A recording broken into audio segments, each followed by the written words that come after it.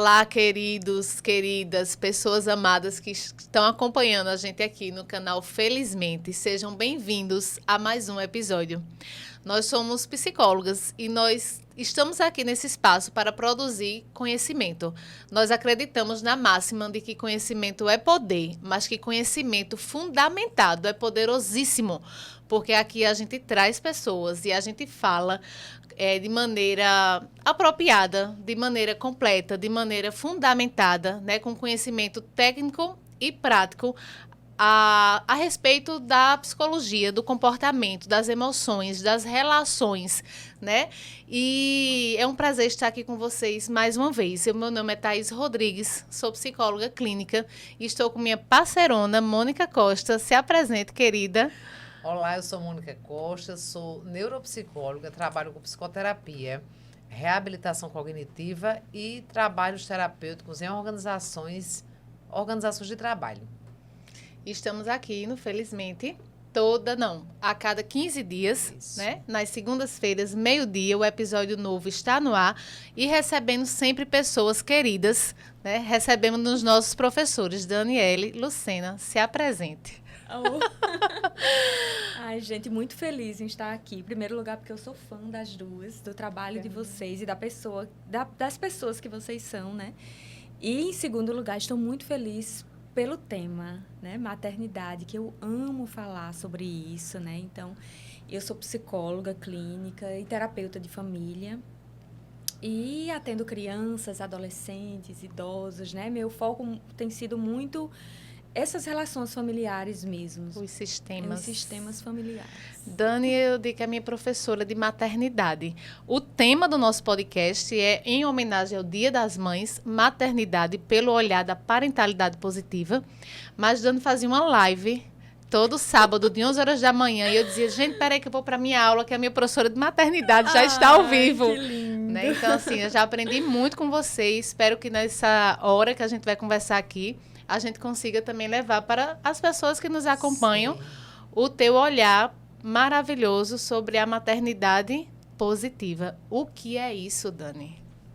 Então, né, parentalidade positiva, né, durante uns 15 anos atrás eu me perguntava a mesma coisa, né, que foi quando, na verdade 15 não, minha filha tem 12 anos e essa minha necessidade, eu digo que surgiu de uma necessidade mesmo de estudar a parentalidade positiva, veio por causa da minha filha. Eu já era psicóloga há muito tempo, mas quando eu me deparei com a maternidade, eu vi que não é assim algo que a gente faz tão intuitivamente. Tem o lado intuitivo e é importante, mas que é preciso também olhar com uma certa atenção, trabalhar habilidades em nós, né, para exercer da melhor forma essa parentalidade, né? E o que é parentalidade positiva?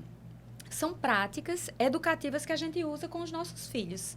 E aí é exercida geralmente pelos pais, mas uma avó que tem esse cuidado também com os netos, qualquer pessoa que tenha ali nesse processo educativo essa responsabilidade de cuidar de uma criança, de educá-la, né? Então, são práticas focadas em comportamentos respeitosos. Acho que a base da parentalidade positiva é o respeito, né, nessa relação.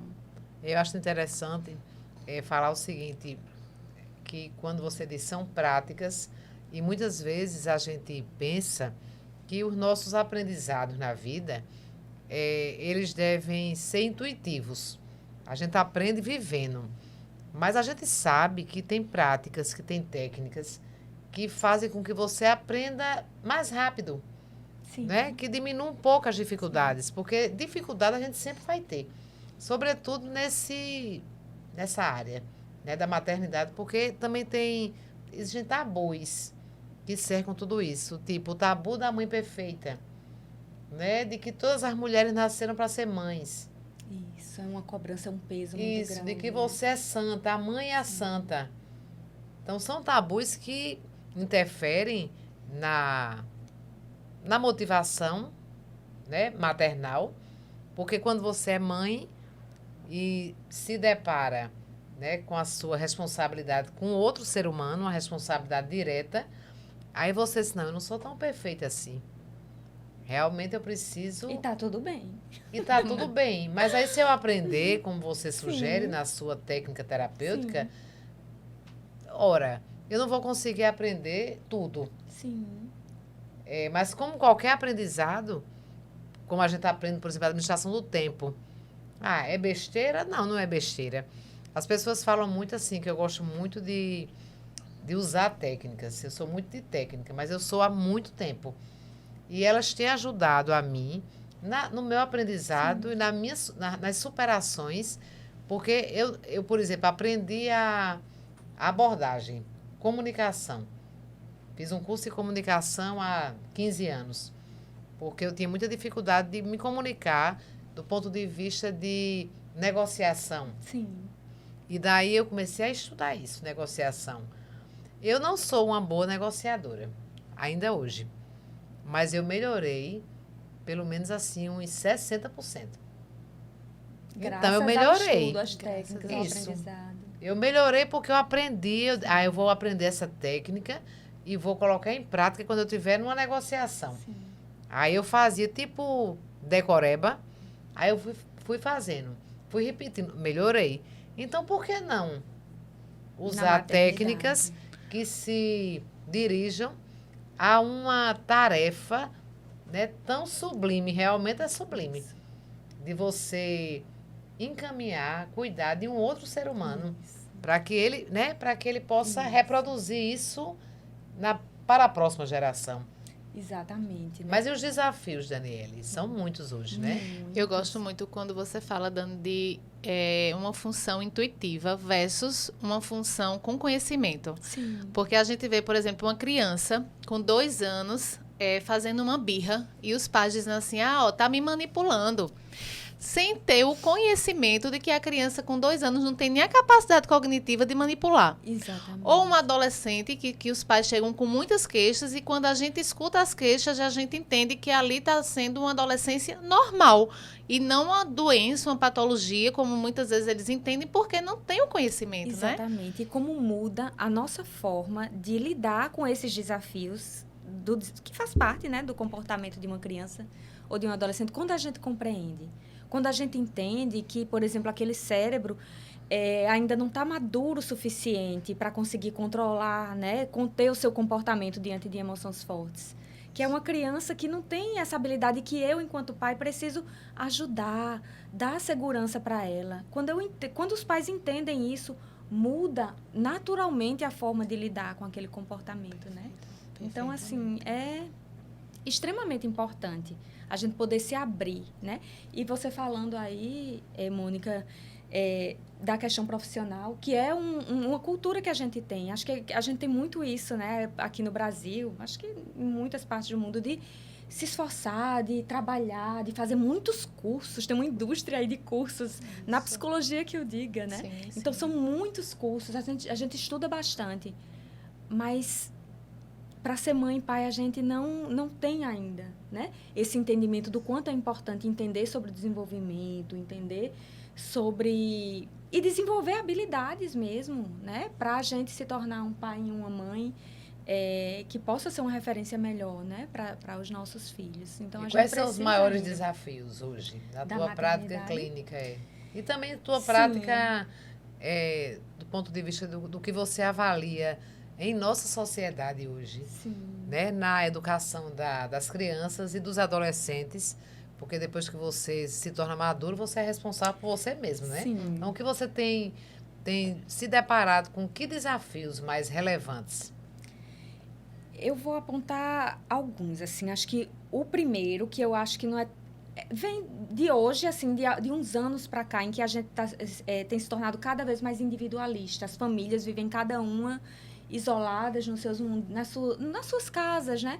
Às vezes até sem uma rede de apoio, sem uma mãe que venha dar uma força, que cuide, por diversas razões, né? Então, a gente se afastou muito um do outro e por isso a gente fica muito... O que eu percebo muito é isso que você falou, Thaís. Eu não entendo que aquele comportamento é tão natural daquela fase. Nós, enquanto psicólogas... Porque eu estou naquela caixinha, né? Então, quando chega aqui um pai e uma mãe com um problema, a gente, por estudar, né, isso, e por atender diversas famílias naquela fase, a gente entende que aquilo é tão natural, que aquilo faz parte, né? E aquela família está desesperada, está porque não entende que antes tem até um ditado, eu acho que é africano, que diz que é preciso uma tribo para criar uma criança, né? E como isso facilita quando a gente tem uma rede, né, de pessoas passando pela mesma situação, com as crianças na mesma fase. Então, eu acho que isso é um problema da modernidade, esse individualismo mesmo, esse cada um vivendo a sua vida ali muito isolada, a gente perde muito com isso. E os outros problemas que vêm da mesma questão, eu acho que essa correria é tão grande que a gente não tem tempo para ser, né? Acho que a gente só está tendo tempo para existir, mas para ser humano, com todas as necessidades que a gente tem, né? Tempo para sentir tristeza, tempo para acolher a tristeza do nosso filho, para conversar, olhar no olho e ver assim, tá tudo bem com você, né? Tô achando que você tá com uma carinha que não tá legal. A correria é tão grande que muitas vezes não dá tempo. Então, acho que essa desconexão também, devido a essa dificuldade que a gente está tendo em gerenciar nosso tempo, eu acho que é um grande fator de problema também. Eu poderia enumerar vários. Claro, agora essa questão, aproveitando, já dando continuidade à tua fala agora, as pessoas estão individualistas, não é isso? Sim. E isso afasta. E as pessoas estão individualistas e estão cada vez mais presentes nas mídias sociais. Fazendo... Desconectada da presença e conectada com a rede, né? Isso, vivendo socialmente online. Né?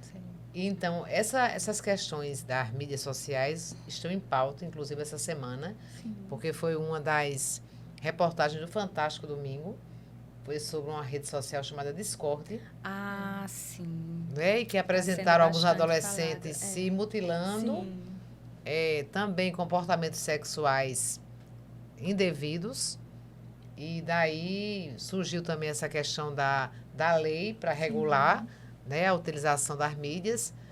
E eu acredito que você, na condição de psicóloga clínica, que atende famílias, eu não atendo família, né, eu faço atendimento individual, mas o casal.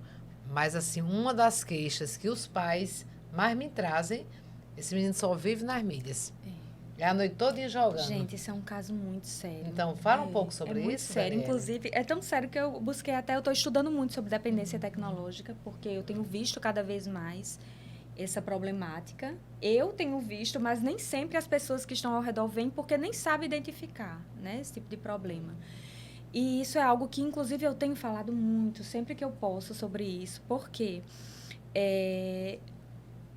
a gente tem acesso, né, à internet, sendo que nós não fomos educados para lidar com a internet. Nós, adultos. Sim. E como é que a gente vai educar um filho se nem a gente foi educado suficientemente, né? Poucos de nós entendem que as redes sociais, a internet, né, ela é feita para manter a gente ali o tempo todo, preso ali, né? Então, assim, algo que é muito importante a gente entender, enquanto pais, né, enquanto mães, que aqui estamos para falar, né, sobre maternidade, e esse é um grande desafio, o lidar com essa questão da internet hoje em dia. Está muito difícil, realmente. Mas a gente precisa entender que nós precisamos cuidar da vida digital dos nossos filhos. Igual a gente cuida se ele está na rua, na casa de quem está. Será que eu conheço, né, aquela pessoa que meu filho, aquele amiguinho? Será que eu conheço a família? A gente tem o maior cuidado, não é? Para deixar nosso filho ir para casa de alguém. Sendo que a gente ainda não entendeu suficientemente os riscos de um celular desse conectado à espaço, internet. Sim. Né? Que é muito maior até, porque é muito difícil, né, de localizar e de pegar, né, esse tipo de situação criminosa muitas vezes, né? Então, é que exige da gente que a gente esteja nessa presença, né? Porque, assim, eu tenho algumas opiniões, até compartilho com alguns pais. Porque, por exemplo, quando a gente... Eu nem sei sua idade, nem vou perguntar, mas quando a 43 anos, eu faço questão de dizer. Então, pronto, a gente está na mesma categoria. Quando a gente era jovem, ali pelos 15, 16 anos, a gente cuidava da nossa aparência, começava a se relacionar com a nossa imagem. E a gente utilizava que recursos? A gente utilizava as revistas. Isso. Né? Cláudia, Isso. Nova, Boa Forma. Quando os meninos queriam se conectar com alguma coisa de futebol, era aquela revista Placar, Sim. né? Então, assim, gostava de carro, era a revista Quatro Rodas. Hoje não tem mais. Hoje, quando você abre o Instagram da sua filha, por exemplo, você vê ela vendo maquiagem, o look que ela vai sair, né? Você pesquisando ali, às vezes eu deito do lado de Bruno e digo, Bruno, bota aí no teu Reels pra gente rir junto, pra ver o que é que tem nele. Aí ele vai rolando ali, não sabe ele que eu também tô vendo, né? Acompanhando, porque vai aparecendo quem ele segue e vai aparecendo o que ele mais visualiza como propaganda para ele. A propaganda do Instagram, por exemplo, ela é tendenciosa ao que a gente já está pesquisando ali na mídia, né? Aí eu vejo basquete, aí eu vejo dieta, academia, que é a vibe que Bruno está pesquisando hoje em dia. Mas então, ele vai nesse lugar usar as revistas que a gente usava antigamente, né? Bruno muitas vezes não usa livro. O livro de Bruno é digital. As aulas que ele assiste à tarde, o estudo dele, é no YouTube. Os professores que ele já elegeu como professores das disciplinas dele. Tá tudo aqui. E aí, às vezes, a gente não consegue fazer esse acompanhamento de que eu também não vou tirar a tecnologia dele. Sim, mas nem é o caminho, Nem Thaís. tem como agora, né? Não tem como e nem é o caminho. É um caminho sem volta. Sim. E tem muitos aspectos positivos. Esse que você falou é muito positivo. Era muito complicado para a gente ter acesso a livros. No meu tempo mesmo de universidade, o Google pesquisa. É uma maravilha, né? Nossa. Exatamente. Para os dois lados, né? Porque também qualquer palavra mal colocada ali... E eu já vi a minha filha na minha frente fazendo uma pesquisa e apareceu imagens horríveis, né? Ela pesquisou menino fazendo besteira. Eu tô rindo, Simples. Dani, porque mãe colocou Bela do lado do meu pai, que é cego, Sim. e deu o celular e botou assim, Peppa Pig. Aí, quando o meu pai começou a escutar, era Peppa Pig pornô. Aí disse, Mônica, vem aqui que tem alguma coisa errada com esse celular de Isabel. Agora, olha uma mente criminosa. Eu estava apressada, aí vem a questão do tempo. Sim. Porque eu estava fazendo tarefas de casa. Sim. E a menina pequenininha, vovó, bota Peppa, menina. E eu não gosto de emprestar meu celular à criança. Sim. Porque meu celular é uma ferramenta de trabalho. Isso. Aí eu botei Peppa, YouTube, né? Aí tinha Peppa mais 18. Olha Aí eu disse, só. deve ser 18 vídeos. Vai ficar baixando a Ela vai ficar umas 18 horas sem minha Peppa. Aí eu fui, Peppa mais 18 e fui lá cuidar. E Del, cego, Del disse, Mônica, vem aqui, tem alguma coisa estranha. Um gemido. Aí, quando eu fui, olha assim, meu Deus do céu, Peppa mais 18 é Peppa pornô. Olha só, gente. Aí eu, a vem situação. menina, vem, muda, A gente muda. ri. Mas isso é um absurdo, né? Mas é muito Isso é o sério, perigo, porque tem isso é o perigo. muitas crianças que estão descobrindo essa questão da sexualidade muito precocemente por causa disso, né? Então, assim, o que a gente precisa entender enquanto pais, a nossa responsabilidade, e tem os recursos de controle parental que poucos pais conhecem, né? Então, se vocês não conhecem, né, tem os aplicativos de controle parental, Google Family Link é um. Quem tem iPhone, no próprio iPhone, tem vários recursos, porque vamos dizer que fosse o celular da criança, né? Ela poderia... Você coloca as palavras que você não quer que ela pesquise, né? A idade dos sites que ela não pode ter acesso, né? O tempo de uso você controla ali, né? Para não usar à noite, ou... Enfim, né? Então, tem muitos recursos. Agora, realmente, precisa a gente sentar, a gente ter paciência, a gente ter disposição para aprender. Não é nada muito complicado, mas exige, sim, um tempo para você se dedicar a isso. E a gente precisa entender que não fazer isso é negligência parental. É abandonar os seus filhos. Inclusive, tem muitos pais que estão sendo punidos mesmo, judicialmente, por causa disso. A gente viu com essa história do atentado às escolas, os pais sendo responsabilizados, né? Exatamente. Então, são muitos desafios. Ô, Dani, você fala assim, tem que ter um tempo, né? Eu escutei muito uma frase que dizia assim, os pais passam o dia todo trabalhando, quando chegam em casa eles querem paz, com Z. E os filhos querem paz, com IS, né? Nossa, Só que o tempo isso. que a gente está tendo para os filhos, ele é muito pequeno. Porque as pessoas querem a maternidade, mas às vezes eles não querem o trabalho que a maternidade dá. Eu vejo muitas pessoas assim, em si mesmada. Esse individualismo não é só as famílias dentro da própria caixinha, mas é cada pessoa dentro do seu próprio quartinho. dando Isso. conta do seu trabalho. Não, eu tenho que trabalhar, eu tenho que fazer, eu tenho que estudar, eu tenho que Na crescer. sua própria telinha. Na sua própria Isso. telinha. Isso. E também quando você tem filhos, crianças e adolescentes, a gente precisa estabelecer limites, Isso. né? E ensinar valores, crenças. E nós estamos aprendendo também. Isso. E geralmente nessa fase da infância e da adolescência, sobretudo a adolescência, é uma característica da fase a negação, a rebeldia, né? Porque o adolescente ele está criando a sua própria identidade, formando a sua própria identidade. Então, ele muitas vezes se coloca contra os pais. Então, quando os pais admiram ou gostam alguma tradição familiar, eu me lembro que quando meus meninos eram adolescentes, eles diziam que Natal era uma besteira. E eu sou apaixonada por Natal. Amo Natal e tudo que faz parte de Natal. Ah, mas Natal é uma besteira. Natal é todo dia. Porque tem pessoas que dizem isso, né? Natal é todo dia. Sim. E aí, quando foi um certo dia, a gente não se programou para o Natal. Porque estava vivendo uma crise financeira. E aquela crise pesada que você só pensa naquilo, aquilo é pagar as contas. Aí daí eu disse, não, esse ano não vai ter Natal. Pronto, foi a frase. Aí Thaís, não, a gente vai ter. Aí foi a primeira vez que ela montou a árvore de Natal. Aí ela Que ela entendeu que era dizia- importante, porque ela exatamente. viu o seu modelo. E o né? menino que não gosta de comprar, não gosta de ir em loja, Sim. foi comigo para o Terceirão, comprar bugiganga de R$ 1,99 para a gente fazer a troquinha de presentes de Natal. E o jantar ceia eu fiz, que eu gosto de fazer. E nesse ano foi um frango. Um frango no forno, né, com arrozinho colorido.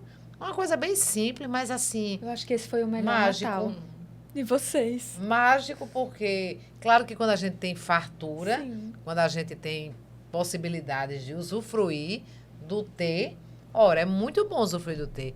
Mas eu percebo, eu acredito que é importante, Daniela, você falar isso, que esses valores estão invertidos.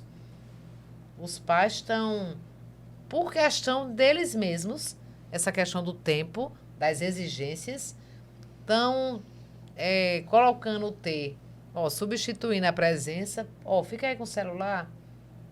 Né? Eu lembro de uma garota, filha de uma senhora que trabalhava numa empresa, uma pessoa de um cargo até bem hierarquicamente alto, ou seja, era uma pessoa de um conhecimento bom. Aí ela chegou na sala de reunião e disse, eu já falei para meu menino que ou ele melhora as notas e o comportamento, ou então eu não vou comprar o iPhone. Não sei se é iPhone 14, sei lá, 14, 13. Agora, se ele melhorar, até junho eu compro o iPhone. Eu disse, como é que você sabe se ele vai melhorar a nota até junho, se termina em dezembro? Porque ele pode melhorar e piorar depois. Porque as aulas só encerram em dezembro. E de junho para dezembro, muitas águas vão rolar, né? Aí ela ficou toda desconstruída. Sim. Porque, na verdade, ela estava louca para dar o celular ao menino.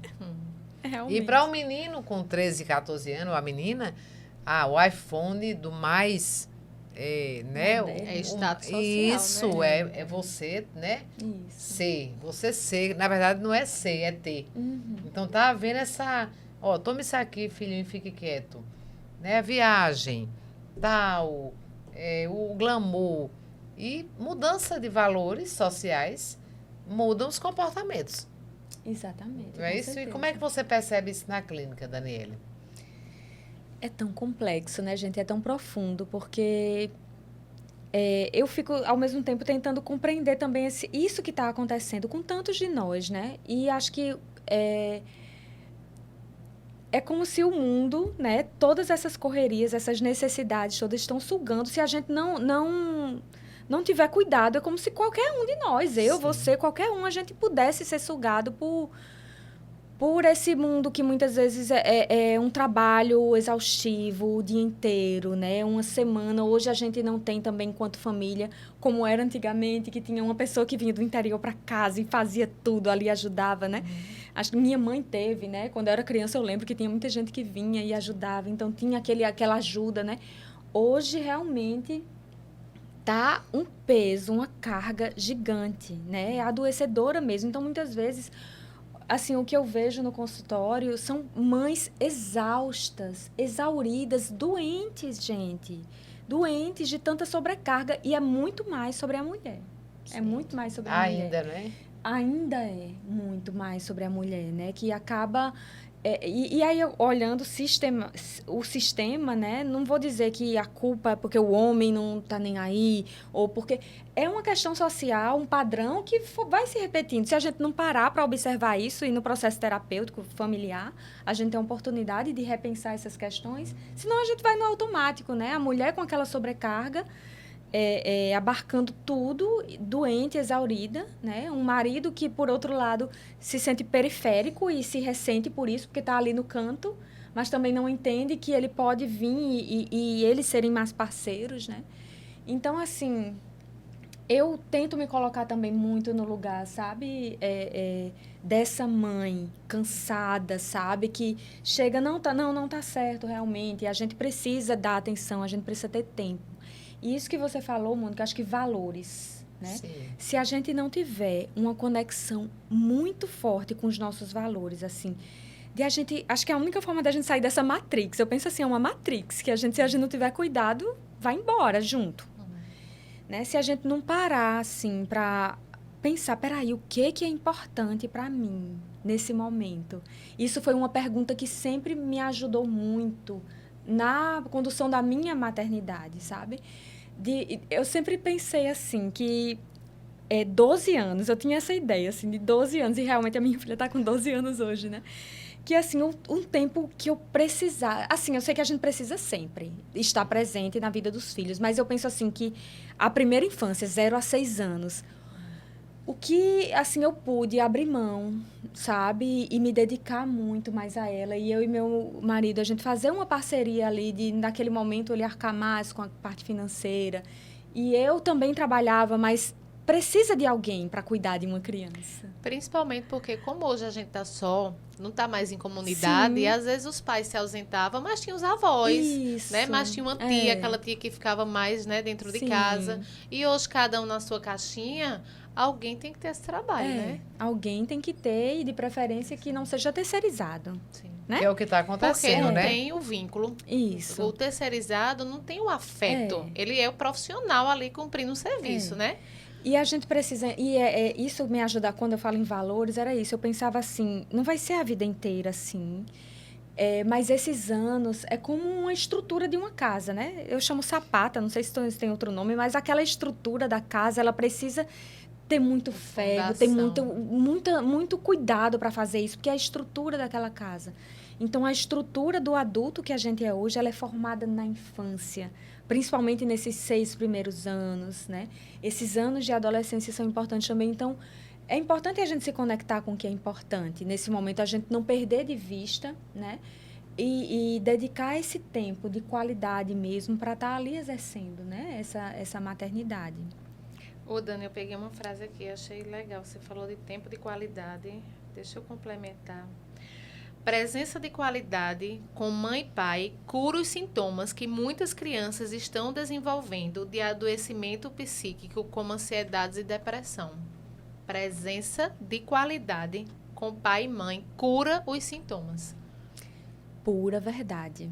Pura verdade, né? Inclusive, quando, né, os pais procuram, né, o atendimento, uma das primeiras coisas que é muito importante, assim, um dos primeiros aspectos que é importante verificar é a qualidade desse vínculo. Porque ele já vai mostrar muita coisa, né? E aí eu sempre ressalto isso, que a gente é importante que eles façam essa parte de cuidar desse vínculo. Porque isso é uma parte importantíssima do tratamento, né? Então, é extremamente importante. As 5 necessidades, né, que a gente já precisa, assim, de criança, adolescente, acho que de vida mesmo. Vínculo seguro, autonomia. Às vezes me chama a atenção, tá na porta da escola, a escola dos meus filhos tem uma fila grande assim para chegar, os pais levam a bolsa dos meninos pequenos. Então, o que, né, deixa a desejar no sentido de autonomia, Isso. porque eles vão aprendendo uma simples bolsa que é para os pais, para a criança é um desenvolvimento de autonomia. Exatamente. Né? Vínculo seguro, autonomia, liberdade de expressão, ser validado naquilo que você Sim. fala, né? Que é outra coisa que muitas vezes a gente deixa a desejar. A criança não tem espaço, a criança não sabe o que está dizendo. Sim. Né? Espontaneidade, brincar, o lúdico. Né? A gente estava até dizendo aqui antes de abrir o quanto que a agenda da criança e do adolescente, eu digo no consultório, eu consigo remarcar a agenda de médico, empresário, político, mas eu não consigo remarcar a agenda de adolescente, que é assim, Thaís, eu tenho esporte, eu tenho cursinho, eu tenho cabine, Sim. eu tenho aula, eu tenho inglês, eu tenho... Não tem. Ou é aquele horáriozinho ou não tem remarcação, né? Então, o tempo do brincar, da espontaneidade e os limites. Os limites que são necessários até para a gente aprender a ter um autocontrole. Sim. Né? A importância do limpar a casa, a importância do horário de chegar, de sair, a importância de você estabelecer o limite de funcionamento daquele indivíduo, né? 5 pontos importantíssimos quando a gente fala das necessidades, né, dessa criança, desse jovem. Exatamente, com certeza. E é importante eles entenderem que existem protocolos. E eu percebo que hoje as crianças e os adolescentes não estão mais compreendendo isso. Justamente os nossos erros fazem a gente perder a mão. A nossa confusão enquanto adultos faz a gente perder a mão. Aí a pergunta é, tudo bem, eu não sou uma mãe perfeita. Já compreendi isso. Tô cansada, né, Dani? Exausta. Estou estressada, sou explosiva, estou no limite, mas tudo está perdido? Ou eu posso reverter? Então, acho que é importante o olhar para essa mãe. Mais uma vez eu volto, né? Quando eu percebo esse estado de exaustão, muitas vezes até eu digo, gente, acho que é importante a gente ir por um outro caminho. Não adianta aqui a gente estar... quando são casos que... Porque eu trabalho também com orientação parental. Né? Então, não adianta a gente estar aqui numa orientação parental para uma mãe que está tão cansada, né? Tão esgotada. E aí eu falo da importância do autocuidado, né? Do tratamento, de buscar uma ajuda para si. Sim. Porque não tem como eu olhar para o outro se eu não estou conseguindo olhar para mim. Não vou ter como validar as emoções do meu filho se eu não estou tendo tempo nem de olhar para as minhas emoções, né? Então, a gente precisa realmente entender, né? E ajudar, contribuir para que essa mãe entenda a importância desse olhar para ela também. Como... É aquela metáfora, né, da máscara do avião, né? Que sim, a orientação, em um caso de emergência, é que você coloque primeiro a máscara em você. A tendência da gente ia ser primeiro, né? Se não for falado isso, certamente iria ser colocar na criança. Mas e aí você coloca na criança e você tem um desmaio, passa mal. O que essa criança vai fazer? Desesperada, sem saber como cuidar. Né? Então, é primeiro em você. Isso não é egoísmo. Isso não é você ser uma má mãe. Isso é você ter consciência do seu papel. Né? Que você precisa se cuidar e ser uma estrutura firme. Alguém que seu filho olhe e sinta segurança. Porque a gente fica tão... Quando a gente está nesse estado, né, de muitas vezes burnout mesmo, associado a burnout materno. Né? É o cansaço, que antes era o burnout que a gente sabia em relação à questão profissional. Né? Mas agora é um cansaço extremo associado à função de ser mãe, né? E também acho que não é só porque acumula tudo, não é só a maternidade. Então, olhar para si é muito importante, né? Essa mãe, acho que quando você perguntou, tem saída? Acho que o primeiro ponto é essa mãe, peraí, deixa eu olhar para mim, deixa eu me cuidar. Deixa eu me cuidar e aí eu vou estar bem para cuidar do meu filho. Mas aí vem a sociedade. Porque senão a gente vai, enquanto orientação parental, reforçar uma culpa que já existe. Exatamente. Né? É só dizer assim, olha, tu não está fazendo isso, desafio. Tu não está conseguindo isso, ajeita isso aqui que tu está fazendo errado, né? Com certeza. Não, quando eu percebo que tá assim, eu me sinto até muito mal em continuar, sabe? Falando sobre parentalidade, quando na verdade a gente está precisando falar sobre autocuidado primeiro, né?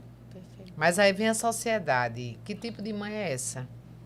Né? Que deixou o filho na casa de uma amiga de confiança, obviamente, para ir para o cinema. Irresponsável. Né? Preguiçosa. Abandona o filho. E aí a mãe que sai com as amigas para tomar um café à tarde. Sim. Reunir um grupo de amigas. Eu recebo queixa, eu não consigo fazer minhas unhas.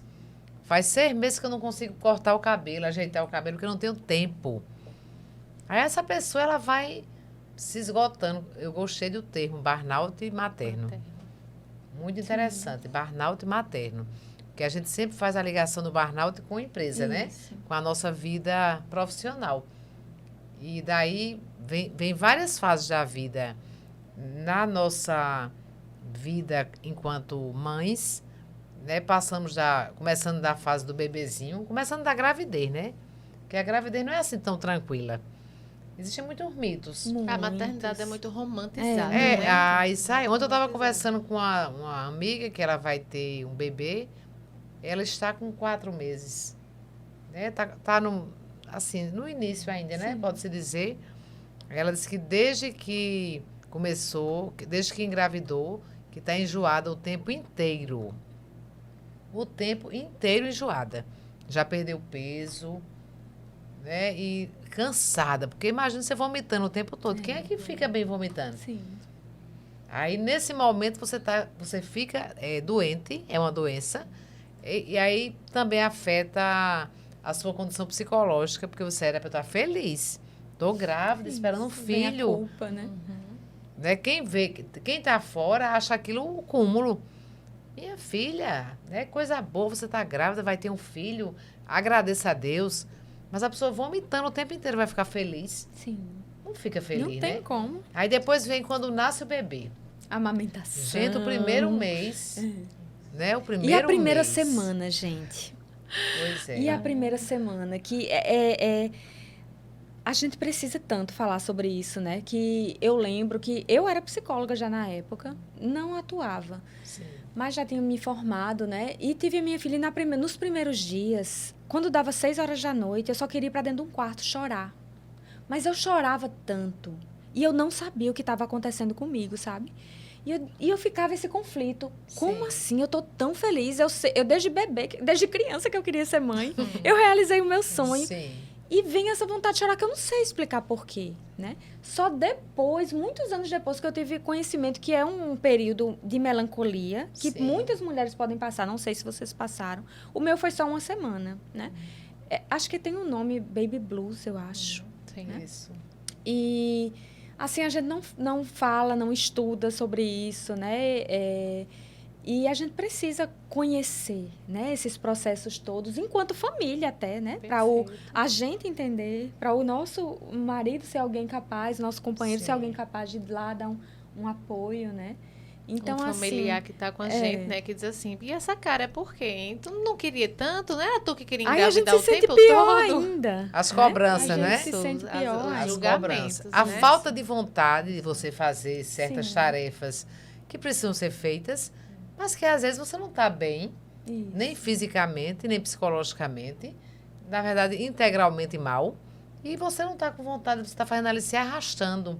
Né? Quantas mães de primeira viagem estão vivendo hoje essa realidade que nós estamos falando agora? Isso, sozinhas, né? Ou então Sem não estão compreender os seus sozinhas, próprios processos. isso, mas não estão sendo compreendidas. Isso, exatamente. E aí me chama a atenção, gente, acho que foi essa semana que eu vi uma reportagem falando assim que era com relação à menopausa, né? E tudo que vem, né? Todas as questões que vêm em consequência disso, né? Emocional, hormonal, físico, né? E dizendo assim, se fossem homens, isso já não estaria nesse ponto. As mulheres não estariam sofrendo mais a esse ponto, se fossem homens que passassem por isso, né? E aí eu fiquei refletindo sobre isso, o quanto realmente... Isso que a gente está falando aqui, né? O quanto a gente ainda precisa falar mais. O quanto a gente precisa se unir e sair desse lugar de culpa, né? De se sentir culpada porque eu não estou conseguindo amamentar, culpada porque eu estou chorando e eu devia estar feliz, né, com o filho. Culpada porque, às vezes, eu quero fugir dessa família. Eu quero fugir de casa só por um dia para descansar, porque eu quero ficar distante dos meus filhos um dia, né? Então, tudo isso passa pela cabeça de muitas mães, não é? Sim. Sendo que a gente se invalida, a gente se culpa. E quando a gente se culpa, a gente se fecha e fica sozinha. Porque a gente tem vergonha de falar sobre isso e a gente se enfraquece. Eu ia dizer isso, Dani, que até as propostas, né, dos workshops de orientação a pais, de grupos terapêuticos Sim. com pais, muitas vezes o público é muito pequeno. E embora a gente veja que a necessidade é muito grande, porque abrir a boca num grupo e compartilhar que eu me sinto incompetente, Sim. que eu estou me sentindo frustrada, que eu estou com problema, porque eu posso ter problema de trabalho. Né? Eu posso ter problema de peso, mas eu não posso ter problema na minha maternidade, né? Se eu não criar o filho perfeito, imagina eu compartilhar ali que eu estou tendo problema com o que deve ser a minha atuação mais perfeita. A gente vai se isolando. Exatamente. E sofrendo, e adoecendo, e se enfraquecendo. E é na adolescência que você vê que você não conseguiu criar o filho perfeito. E daí você diz, meu Deus do céu. Uma vez eu estava com um casal de amigos muito queridos, e meus meninos eram adolescentes. E a minha amiga falando dos filhos.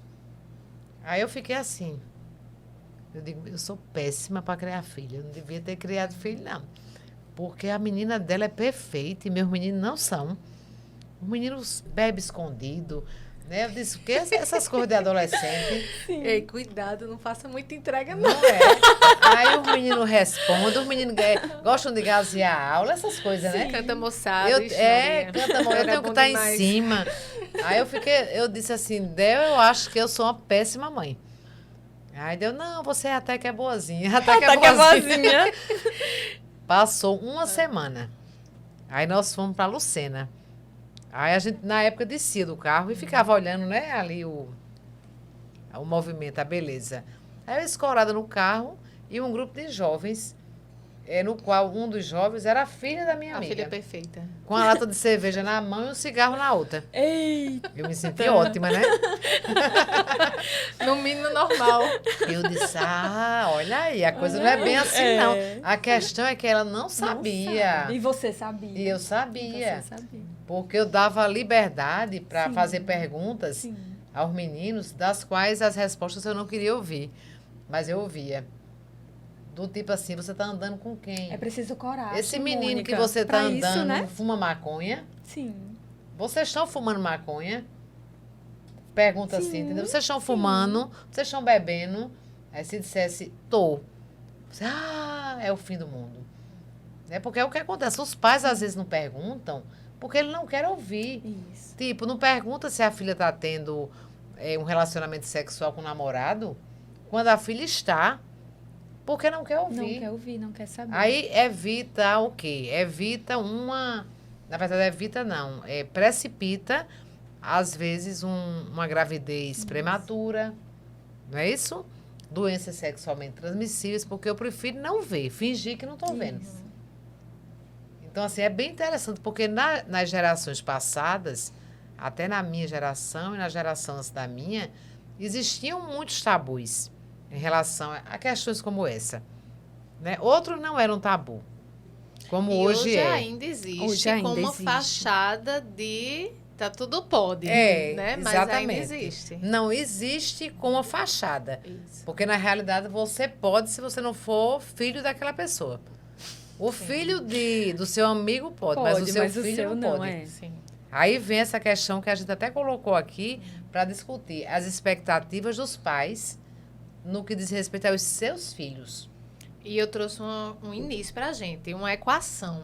Sim. Expectativa igual frustração ao quadrado mais raiva. Eita!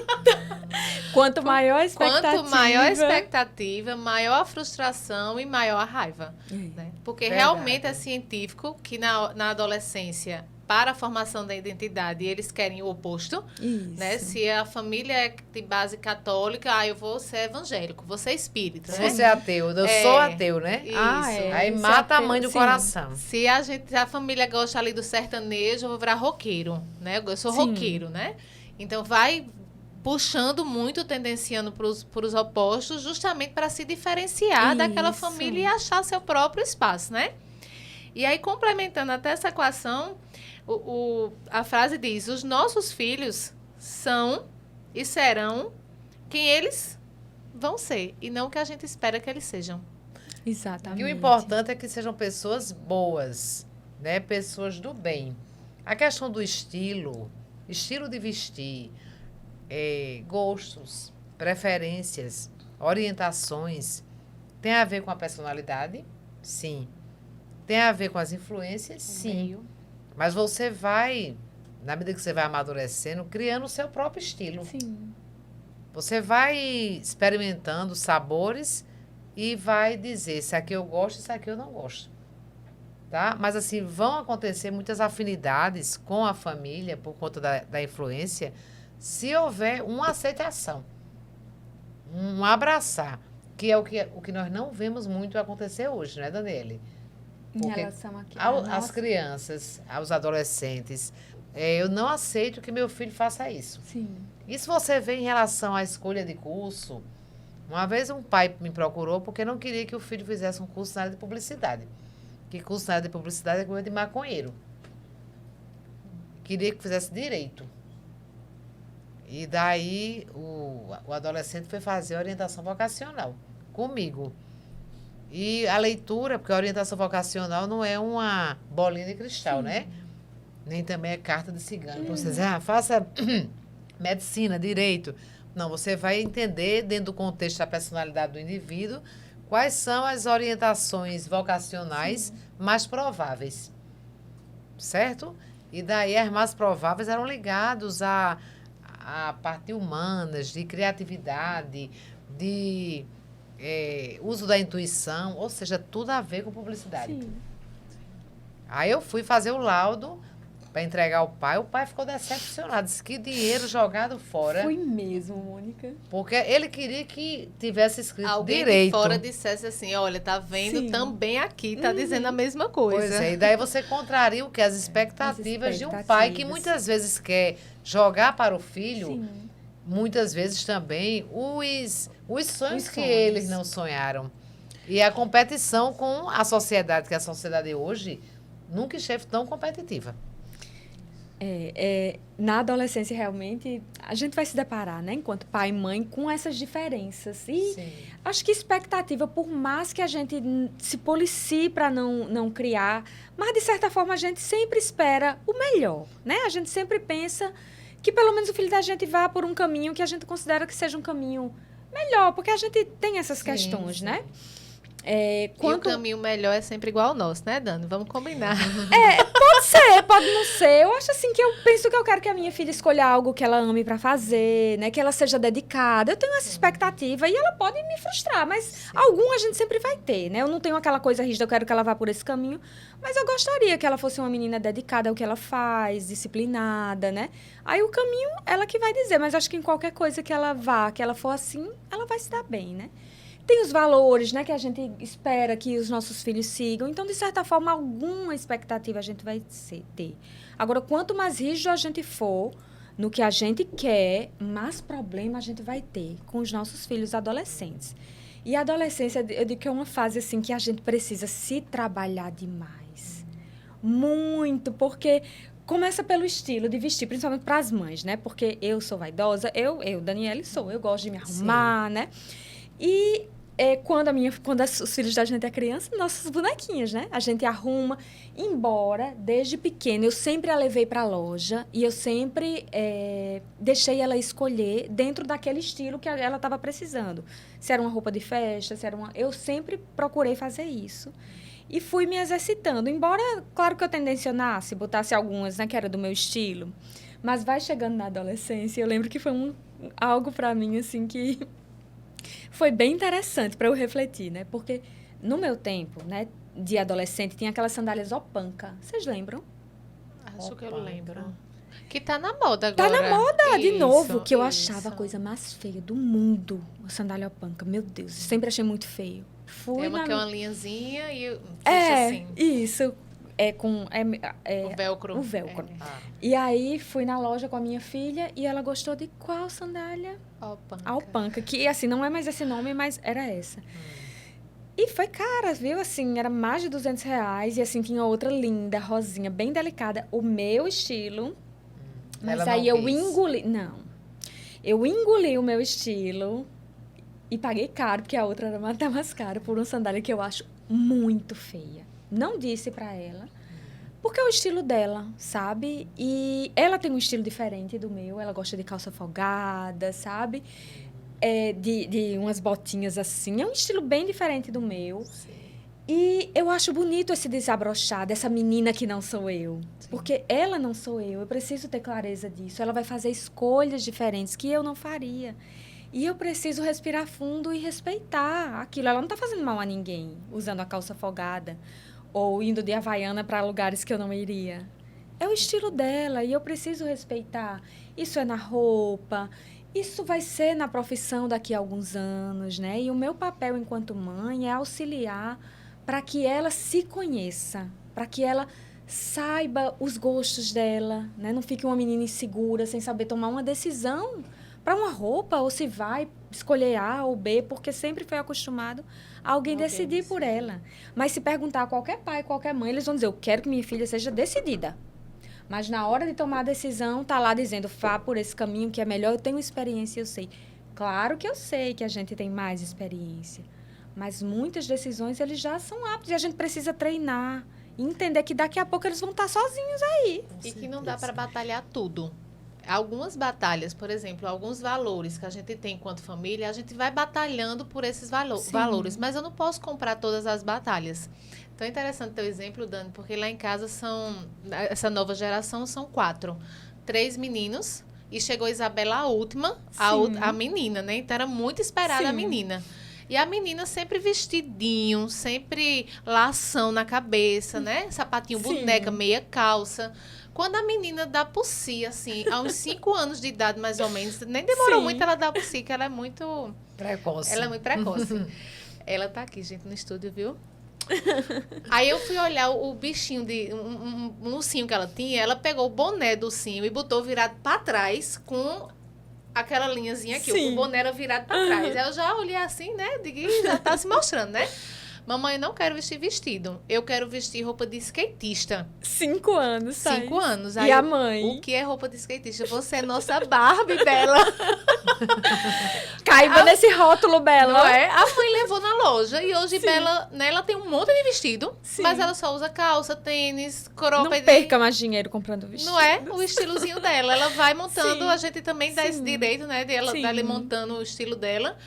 Mas é difícil, porque nós temos expectativas, né? E principalmente, quanto mais tempo a gente investe nessa criação, nessa educação, a gente falou dos pais que não estão gastando muito tempo com os filhos, estão cuidando das suas próprias necessidades. Mas quanto mais tempo a palavra é, quanto mais tempo eu abdiquei da minha vida para dedicar a minha maternidade, mais eu tenho a impressão que eles me devem.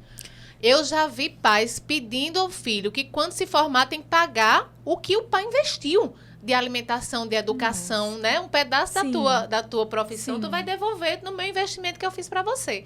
Então, quanto mais eu invisto, tem essa tendência de estar pedindo de volta, né? Eu me dediquei muito, eu renunciei muito. Thaís, né? Muito cuidado. Eu, enquanto mãe, né? Eu falo agora enquanto mãe, eu sempre refleti muito sobre isso, né? E acho que por isso também que eu sempre busquei cuidar muito de mim. Porque eu não queria chegar numa hora e me sentir cobrando a minha filha por algo. Porque eu preciso ter clareza que primeiro ter ela foi uma escolha minha, né? E cuidar dela, e, enfim, ser mãe, né? E eu não tinha o direito de cobrar. Porque um filho nunca vai conseguir pagar o que um pai fez. E nem precisa. Não é, Mônica? De jeito nenhum. Eu já escutei uma reflexão que eu acho belíssima, Dani, que o rio corre para frente. Aquilo que você dá ao seu filho, ele vai dar lá na frente. Isso. Eu me lembro do Aos meu seus pai netos. a vida inteira dizendo assim, apaga a luz, apaga a luz. Gente, apaga a luz. Eu não sou casado com a pessoa lá da Saelpa para vocês estarem deixando as luzes todas acesas. E eu acho que meu pai nunca me viu apagando a luz dentro de casa. Mas hoje eu apago a luz na minha casa e digo aos meus filhos, gente, apaga a luz. Gente, não sou dona da Energisa. Exatamente. Então, assim, o rio, ele vai correndo para frente. Aquilo que eu recebi, eu vou dar para frente. Exatamente. Porque se ele vai retornando, ele vai criando ali um ambiente insalubre. Ele não vai crescendo, ele não vai fluindo, ele vai adoecendo. Porque não renova. A água o fica rio, ele podre. é renovável, né? E aí vem aquilo que a gente, voltando de novo para a questão do autocuidado, de olhar para si, de investir no que te faz feliz. Poxa, eu amo a minha profissão. Agora eu fico pensando se eu não cuidasse também dessa parte da minha vida, né? E vivesse dedicada só à maternidade. E respeito quem faz isso, se é o que preenche a sua alma, o que te faz feliz, né? Mas abrir mão completamente disso, não ir para uma academia, porque tem a louça, tem o cuidado, né? Não cuidar de mim também me deixaria, acho que, uma mãe muito chata. Eu frustrada. Respeito, mas eu acho perigoso. É perigoso porque a gente pode cair nesse lugar, também, Thaís. Dani, eles não são nossa propriedade. Sim. E aí eles vão viver a vida deles, eles vão viver as descobertas deles e a gente se sente o ninho vazio, né, que é outra fase da maternidade. A gente começou ali no bebê, Sim. na criança, no adolescente, mas o ninho vazio, que é quando aquele filho sai de casa para casar, para viajar, para trabalhar, para viver suas próprias experiências. Quando a mãe teve uma vida exclusiva de dedicação, ou seja, botei todos os ovos numa mesma caixinha. Sim. Só ali. Investi só nisso. E essa caixinha partiu, olha o tamanho desse buraco, olha o tamanho desse vazio, né? A nível cerebral, inclusive, é como se eu tivesse perdido um pedaço das minhas estruturas, porque a gente não se correlaciona. Imagina a dor, né? A dor, o vazio e a carência que fica. Sim. Né? Então, eu acho um lugar, assim, perigoso. Respeito, mas levanto um alerta. Cuidado, porque não é propriedade. Isso. Chegou através de você, mas chegou para passar por você e partir, né? Exatamente. E porque é interessante também perceber que em qualquer fase da vida, mesmo na maturidade, nós não conhecemos todas as coisas. Nós estamos sempre num processo de construção. Algumas coisas na minha vida eu já consertei, outras ainda não. Inclusive porque tem experiências que se foram, eu consertei, outras que a psicologia até fala muito sobre isso, a questão das repetições. Sim. E outras que eu estou vivendo agora. Portanto, qualquer fase, então nossos filhos, adolescentes, crianças ou adultos, eles são exatamente seres humanos como nós somos. Ou seja, aprendizes. E na qualidade de aprendizes, nós acertamos, aprendemos, mas também erramos bastante. Sim. E vamos seguir errando. E faz parte. Seguir errando. Porque quando você para de errar, você para de viver. Não tem como. Os erros, eles também fazem parte. E eles são importantes na medida que você perceba-os como um alerta, né? Uma oportunidade de aprendizado, como bem traz a disciplina positiva. Né? Uma dificuldade, inclusive ligada à sua própria personalidade, que precisa ser avaliada, mas que faz parte. Não existem seres humanos perfeitos. E as mães, elas são muito cobradas, já que nós estamos falando de mães, para homenagear o Dia das Mães, muito cobradas socialmente, culturalmente, a serem perfeitas. Nós falamos sobre isso no início. E daí, isso gera uma frustração permanente. E é muito perigoso esse lugar, e eu acho que é muito ruim até para os nossos filhos, essa ideia de mãe perfeita, né? Eu nunca... E eu digo que se eu não saísse desse lugar de querer ser perfeita, eu sempre falo isso, inclusive já falei para minha filha várias vezes, eu não estaria trabalhando com família e com parentalidade positiva, porque imagina só, gente, como ia ser difícil para mim ser mulher, psicóloga, que já se cobra, mas você psicóloga fazendo isso, né? Psicóloga, trabalhando com parentalidade positiva, com disciplina positiva, se eu me colocasse nesse lugar de eu sou a mãe perfeita, eu sou a pessoa perfeita, eu não estaria aqui, porque seria muito pesado. Sim. E para mim é muito leve, justamente porque eu não me coloco nesse lugar de perfeição, sabe? Eu lembro que no início, a minha filha, não sei, 4, 5 anos, e às vezes saía um grito, gente, faz parte, né? Claro. Então, Dona Hermínia que eu diga, né? Eu acho ótimo. A minha filha é fã de Dona Hermínia, ela é fã de Dona Hermínia. Adoro. Aí ela, ai meu Deus, acho que no fundo toda mãe é igual, porque quando às vezes encarna a Dona Hermínia lá em casa, né? Sim.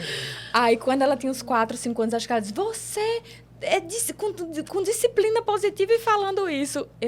Alice, eu não sou perfeita, eu nunca vou ser perfeita. Eu erro também, filha.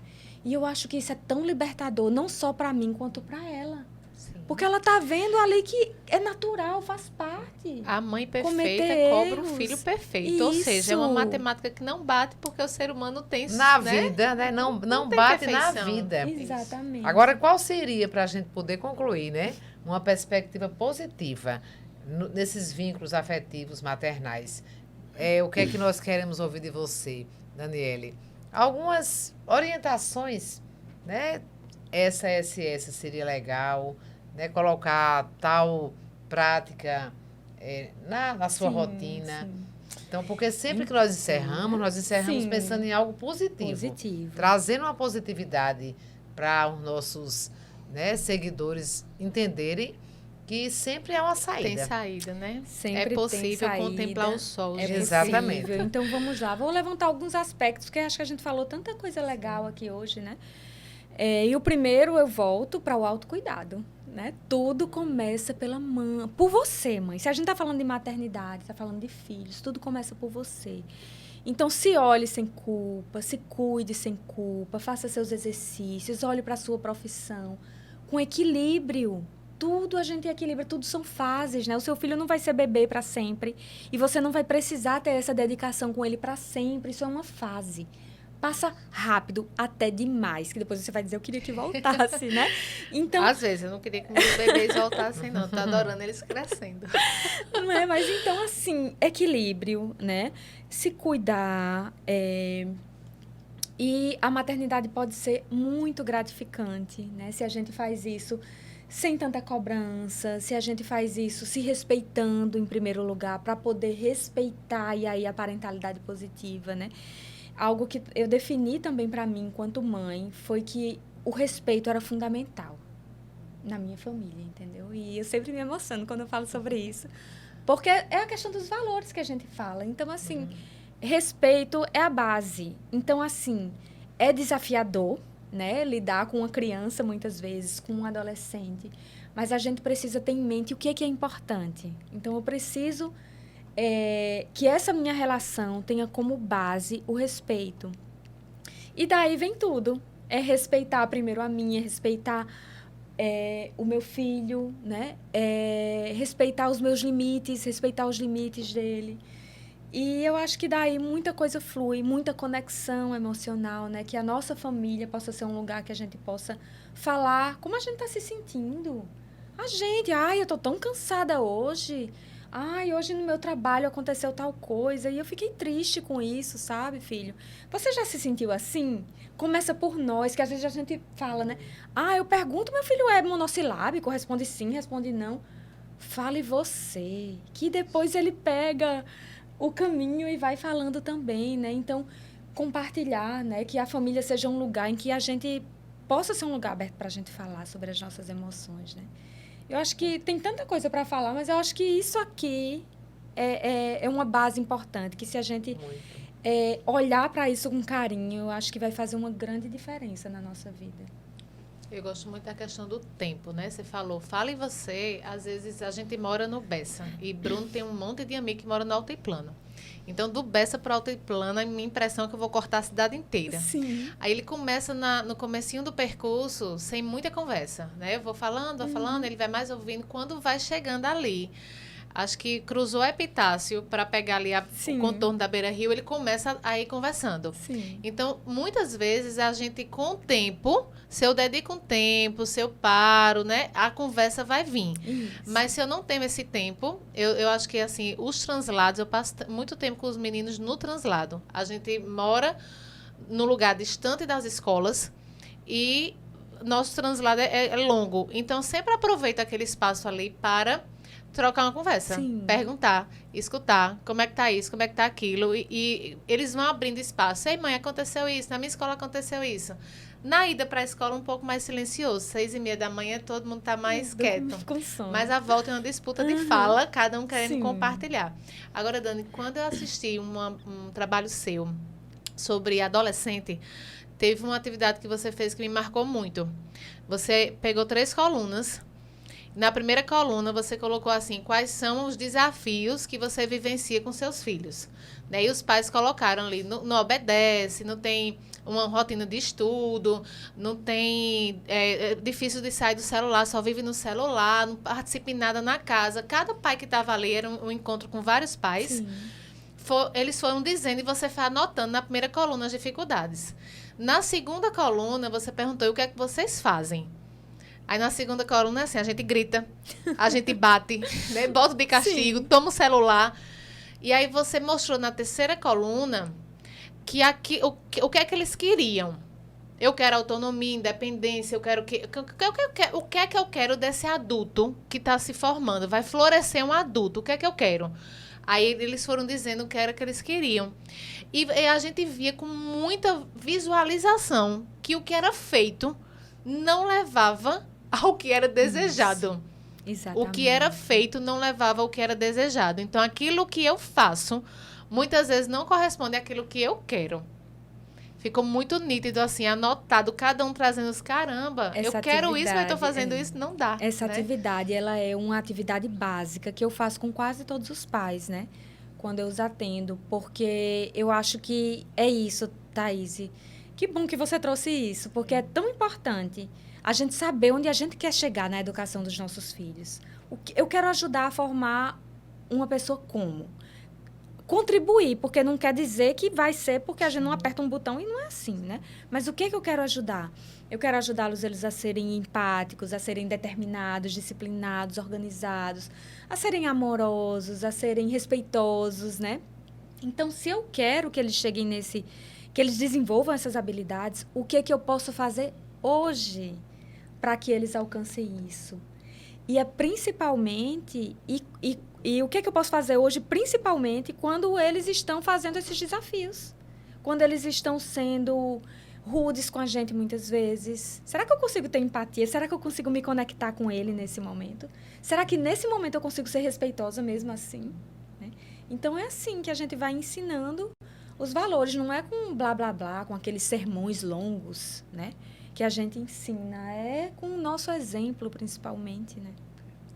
E com conhecimento.